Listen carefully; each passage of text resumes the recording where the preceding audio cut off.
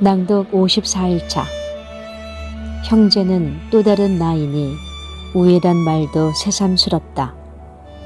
천하 난득자 형제 이구자 전야 가령득전지 실형제 심여하. 가장 얻기 힘든 것이 형제요 구하기 쉬운 것은 토지다. 설사 땅을 얻었다 해도 형제를 잃는다면 어찌하겠는가. 북제서 순리열전. 맹자 진심상에서는 두세 살 어린아이도 제 부모 사랑할 줄 모르는 아이는 없고 자란 후에 형을 공경할 줄 모르는 사람은 없다라고 했다.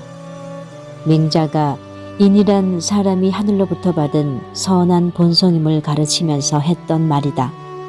하늘로부터 받았기에 반드시 지켜야 하고 배우지 않고도 할 수 있다는 것이다. 그 전문은 이렇다. 사람이 배우지 않아도 할 수 있는 것은 양릉이고 생각하지 않아도 아는 것은 양지다. 두세 살 어린아이도 제 부모 사랑할 줄 모르는 아이는 없고 자란 후에 형을 공경할 줄 모르는 사람은 없다.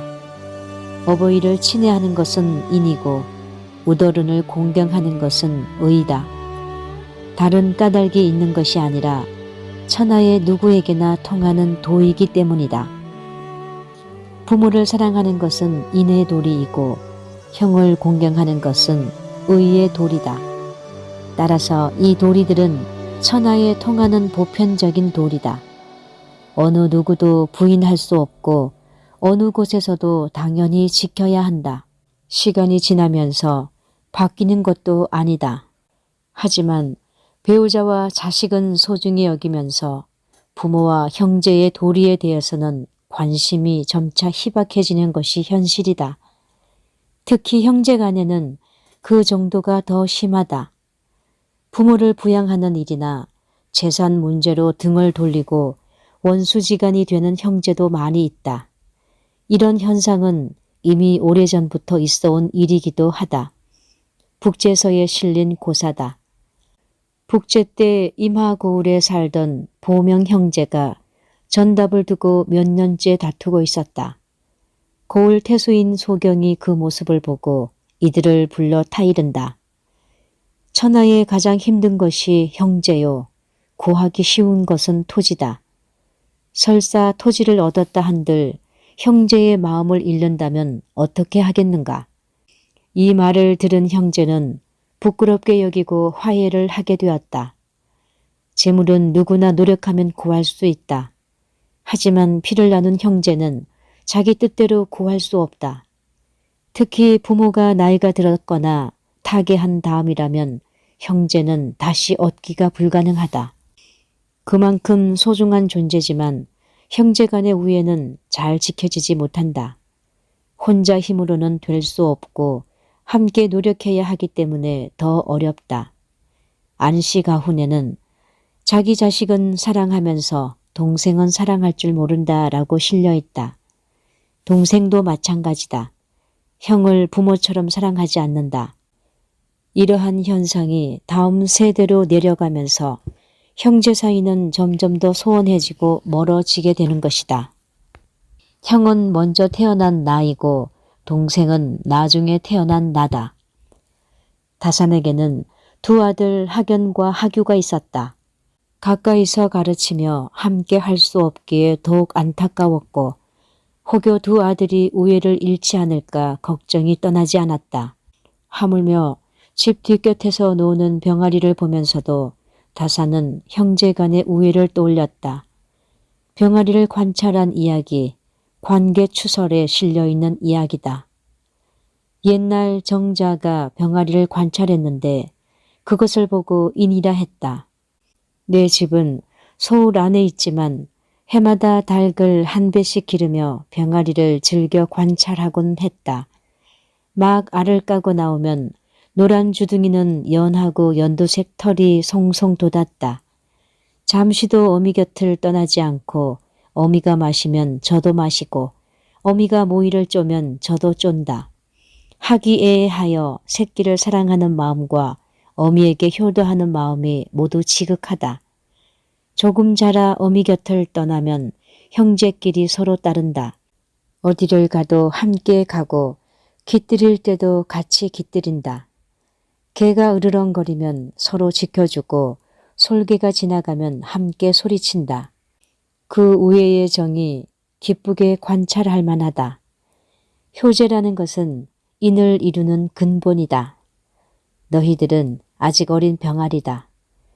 비록 부모만 사랑할 수는 없겠지만 형제 간의 정을 돈독히 하려 하지 않는다면 저 미물이 너희를 비웃고 천하게 여길 것이다. 병아리를 보며 느끼는 다산의 감정이 절절하다.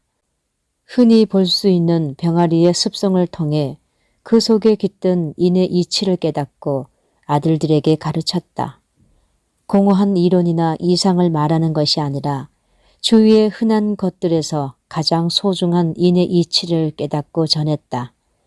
이 편지를 받은 두 아들은 아버지의 절실한 마음을 느끼고 우애를 더욱 돈독히 할 수 있었을 것이다. 다산은 곡산 향교에서 효를 권하는 글에서는 이렇게 썼다. 지금 부부간에는 의가 좋아 금수를 타는 것 같으면서도 형제간에는 우애가 없다. 친구간에는 서로 어울려 생사를 걸고 자신을 허락하면서도 형제끼리는 길에서 스치는 행인같이 대하니 성인의 가르침에 합당한가? 성인이 세운 5가지 교훈에는 아내와 친구가 끼어 있지 않다. 5가지 가르침은 곧 부모 형제와 아들이다. 형제는 나와 더불어 부모를 같이 했으니 이 또한 나일 따름이다. 형은 먼저 태어난 나요. 아우는 뒤에 태어난 나다. 다만 얼굴 모양과 나이가 다를 뿐인데 구태여 둘로 구분해 서로 우애하지 않으니 이는 나로서 나를 멀리하는 것이다. 이 어찌 잘못된 일이 아니겠는가. 그리고 다산은 하나의 예를 들어주는데 그 의미가 절절하다. 여기에 나무 하나가 있다고 보자. 한 가지는 울창하고 다른 하나는 시들었다면 사람들이 이를 보고 혀를 차며 애석하게 여기지 않을 자가 없을 것이다. 어떤 형제 두어 사람이 한쪽은 부귀영화를 누리고 다른 한쪽은 비난과 고초를 겪고 있는데 서로 돌보지 않고 각자 자기 처자만 사랑한다면 사람들이 볼 때 어찌 지각 없는 초목을 보는 것과 같겠는가. 아예 대면하지도 않고 혀를 차면서 죄를 받을 것이라고 가여워할 것이다. 이 어찌 부끄럽고 두려운 일이 아니겠는가. 어릴 적 한 학교에 형이나 누나 혹은 언니가 함께 다니는 것처럼 좋은 일이 없었다. 친구나 선배들이 괴롭힐 때 형이 나타나면 가장 든든한 의지처가 될 수 있었다. 어릴 때는 이처럼 우애를 자랑하지만 자라서 각각 가정을 꾸리게 되면 점점 멀어지는 경우가 많다. 심할 경우 남보다 못한 정도가 아니라 서로 원수가 되기도 한다. 세상에서 가장 구하기 힘든 것이 형제다라는 말은 너무나 익숙하지만 고초를 겪으며 서로 의지했던 다산 형제들의 삶에 대입해보면 흔하게만 들리지 않을 것이다. 형이든 동생이든 먼저 깨달은 사람이 먼저 다가서야 한다. 마음에만 두고 기다리기만 하면 어떤 일도 일어나지 않는다. 우리는 형제를 함부로 대하면서 형제라는 표현을 흔하게 쓴다.